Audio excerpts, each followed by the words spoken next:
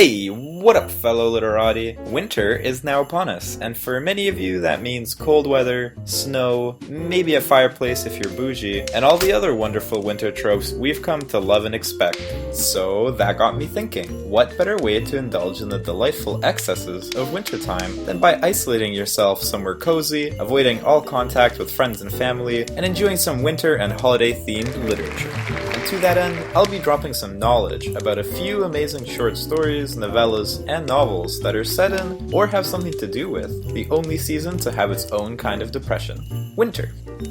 But first, hey, I'm Nikita. On this channel, we're talking about all things literature. You got books, writers, literary movements, and creative writing tips. So if you enjoy any or all of those things, spread some holiday cheer and quickly hit that subscribe button. Thank you, and let's get into the books.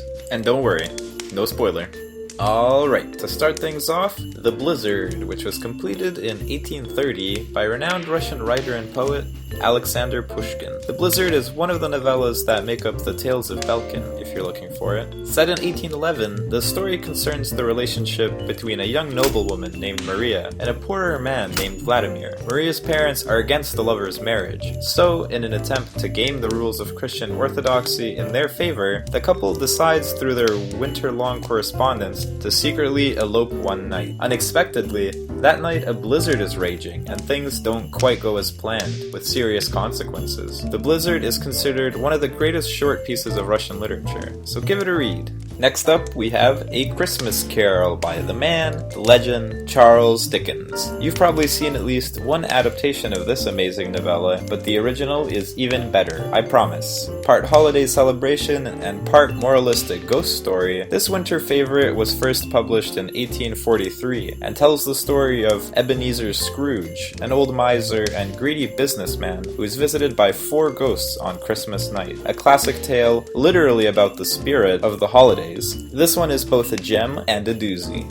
Next, we have The Worst Journey in the World by Apsley Cherry-Garrard, a memoir of the disastrous British Antarctic expedition of 1910 to 1913, which sought to recover the eggs of the emperor penguin for scientific study, and later reached the South Pole for the first time in human history. Cherry-Garrard joined the expedition as an intellectual and credential-lacking assistant zoologist. The chilling book he created to tell the story of this adventure gone wrong has become a classic tale of self-sacrifice, heroism, and human suffering that everyone should read at least once. Then we've got The Dead by modernist genius extraordinaire James Joyce. The final story of his 1914 collection, Dubliners, The Dead tells the story of Gabriel Conroy and a winter party of family and friends he attends one snowy winter night, dealing with themes of love, loss, and Irish identity in a beautifully written package. This short story has been widely considered one of the greatest short stories in the English language. So pick up a copy and cozy up for a few hours of awkward conversations, spine-tingling reminiscences, and touching meditations.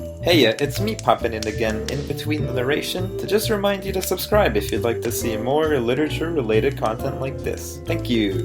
Moving on, we have The Night Before Christmas by Nikolai Gogol, also translated as Christmas Eve. This is the first story in the second volume of the collection called Evenings on a Farm near Dikanka, first written from 1831 to 1832. The story is set, unsurprisingly, on the night before Christmas, when, according to folktales, the devil is allowed to roam free. The plot deals with the hijinks that occur in the Ukrainian town of Dikanka, as the devil attempts to torment the village blacksmith Vakula, who paints religious paintings for the town's church, starting with a beautiful wintry scene of flying witches and the devil literally stealing the moon. This is a heartwarming tale full of love and folk customs. For the second last book of this list, we have Snow Country by Yasunari Kawabata, a classic novel of Japanese literature, and one of the reasons the writer was awarded the Nobel Prize in 1968. First serialized in 1935 and published in full in 1957, the novel tells the tale of a complicated love affair between between a wealthy Tokyo loner and a provincial geisha. The pair meet in a remote hot spring town towards the north of Japan's main island of Honshu, where paid companionship was common. Set in this beautiful snowy town, the novel is a powerful exploration of the nature of love and the clash of modern and traditional cultures.